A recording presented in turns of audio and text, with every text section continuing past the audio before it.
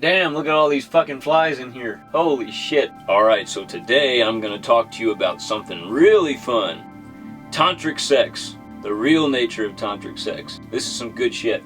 A lot of people don't like when I talk about the secrets of tantric sex because they're under some delusion that they have access to some special knowledge that shouldn't be shared with others. That's all a bunch of bullshit.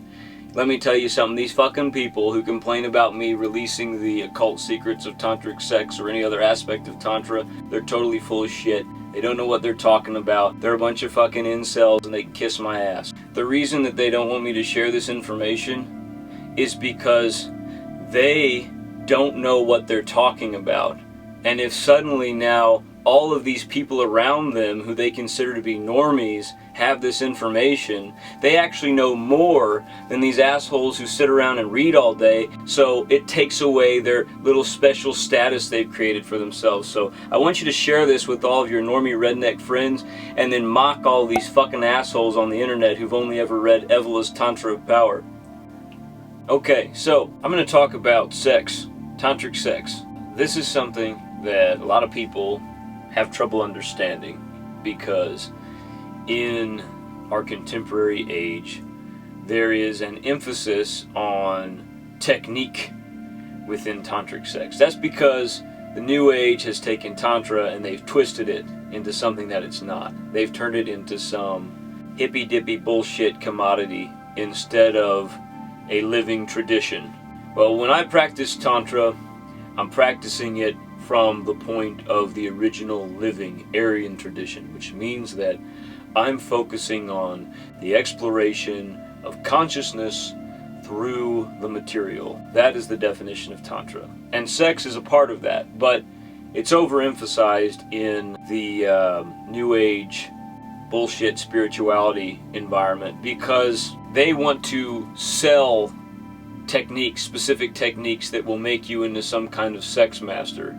And really all they're doing is perpetuating the disconnect between individual yogins and the true purpose of tantric sex, which is to, as I said, explore consciousness, but ultimately, and this is the occulted secret that I'm going to tell you, create an anchor. Okay? Because when you are practicing tantric sex, what you're trying to do is you're trying to establish an anchor to the material. We live in the Kali Yuga, and so the body is the foundation of consciousness. When we advance towards the subtle body in a tantric practice, we are trying to access the spirit. Alright, so if we're trying to access the spirit and reach a point of transcendence or an ego death, the only way to return from that ego death and walk the left-hand path, the path of self-realization, is to have an anchor point. One of the most effective ways of developing that anchor point is through sex, because sex is really fucking powerful. It is one of the most powerful yogic practices. So, what does it mean to actually have tantric sex? It's all about the quality. Now there are specific methods that you can apply within this, and I actually just wrote an article about this, but the methods are secondary to the intention and the pranic essence of the practice. What you're trying to do is you're trying to develop a divine union through tantric sex, and that can look like many different things, because human sexuality, when it is expressed in a dharmic manner, is incredibly varied. There are as many forms of dharmic sexuality as there are people. And so, you can form a divine union with another person of the opposite sex, another person of the same sex, multiple people, or yourself.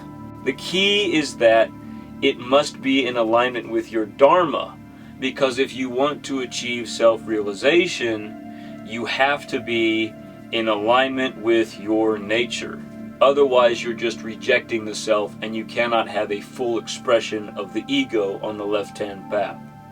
So, in our contemporary culture, we have a dissipation of prana, of sexual prana, due to these really fucked up nihilistic ideas about the nature of sex. Everything has been reduced to quantity, and no one is concerned with quality. So we see this on both the left and the right of the political spectrum. Typically on the right, you have people obsessed with the number of sexual partners a woman has had, right? They're focusing so intently on the quantity, and they're trying to create very strict standards for the proper relationship between men and women, and they are dissolving into order. This is a solar dissolution.